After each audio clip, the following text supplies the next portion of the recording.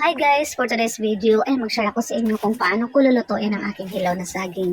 Thank you pala sa aking isang pupil na nagbibigay sa akin ng isang sipin ng saging. Thank you so much! So ngayon guys, kahit papano, kahit 10% lang yung katalinuhan ko, nag-isip pa rin ako ng mas masarap na recipe para sa aking hilaw na saging. So tingnan nyo guys.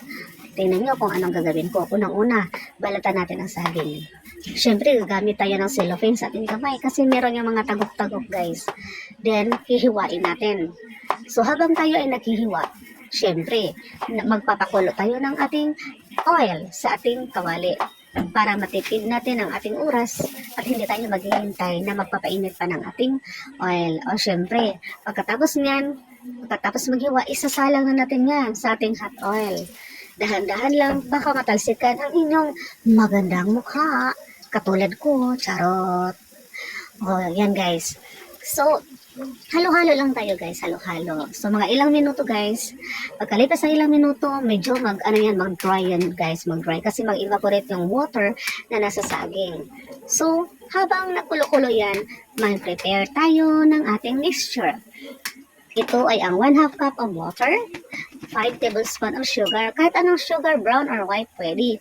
At saka isang tablespoon ng suka. So yan guys, yun ang sikreto natin guys. So pag nakita natin na medyo may pagka-brown-brown na yung ating saging, ibubuhos yan natin ng dahan-dahan.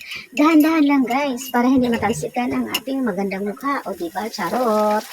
So pagkatapos guys, halo-halo lang, halo-halo. Hintayin natin na mag-brown talaga.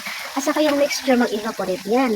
Yung nilagay mo na sugar at saka suka, syempre mag-absorb yan sa iyong banana. O diba? So hintayin lang natin siya guys na mag-brown. Katamtama lang na pagka-brown, hindi masyadong brown. Kasi pag sobrang brown, mapait na yan. Diba may asukal? O yan guys. O diba? Sarap-sarap. Ang sarap talaga ng inisip ko at ang sarap kainin ng banana chips guys. So ayan, sundan nyo guys ang ating ginawa. Mag-try kayo sa inyong bahay mga guys. Sobrang yummy. At madali talaga maubos. Lalo na ng mga anak nyo mahilig sa banana chips. O diba? Hindi na kayo bibili sa labas. O diba? O charot. Pwede rin magnegosyo. O diba? Ayan, titikman na natin guys ang ating ginawang banana chips. Super yummy guys, super crunchy. Alam niyo ba guys, naubos agad yung ating banana chips. Hindi na naarawan kasi linuto ko ito gabi. O diba? Thank you mga guys for watching sa aking video. See you again sa aking next video. Bye-bye! Habang pinaralan ng Center for Media Freedom and Responsibility, si Mike Navalio na ay nag-i-award of distinction. Congratulations mga patol ng Pilipinas!